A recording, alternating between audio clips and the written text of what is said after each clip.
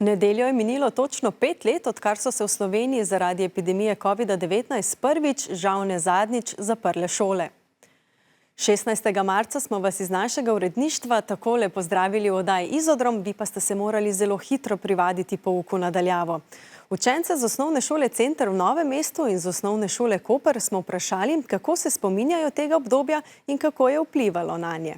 Jaz se obdobja korone spominjam z res mešanimi občutki. Smo v tem obdobju bili prijateljsko osamljeni, ampak sem se z družino res zelo dobro povezala takrat. Šola na daljavo mi je bila bolj všeč, ker si lahko bolj prilagajal svoj urnik, pa imel si več prostega časa.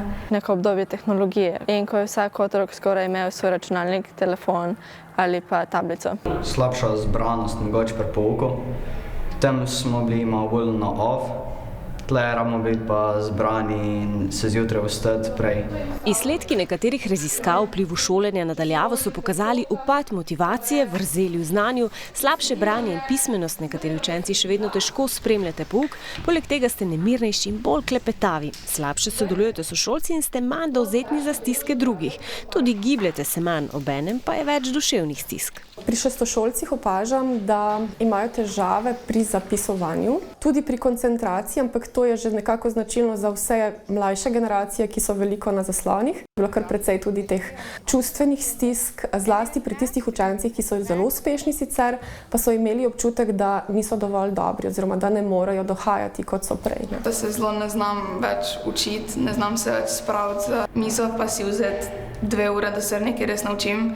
Jaz še zdaj kdaj kakšno pisno množenje mi kar gre iz glave, zaradi tega, ker se ga takrat nismo dobro naučili. To snov sem pol itak v 6. razredu nazaj dobil, sem pa pol mogel kar veliko lukenj zapolniti. Še vedno ne znamo tako dobro slediti pouku, še vedno ne znamo biti tako povezani kot razred in kot družba. Ko smo se prvič srečali, so bili zelo zaprti, niso govorili skoraj z nobenim, nekateri so ratali zelo odvisni od tehnologije. Smo bolj navajeni biti dalj časa za računalniki, zato tudi ne odnehamo takoj, recimo, če sem na telefonu popoldne, ne odneham takoj, sem lahko dalj časa. Smo takrat veliko izgubili komunikacije in si znamo samo komunicirati preko telefona, računalnika ali pa tablice. Ne samo, da smo bili mi prisiljeni se bolj naučiti uporabljati digitalno tehnologijo, ampak tudi učitelji in jo zdaj tudi več uporabljajo.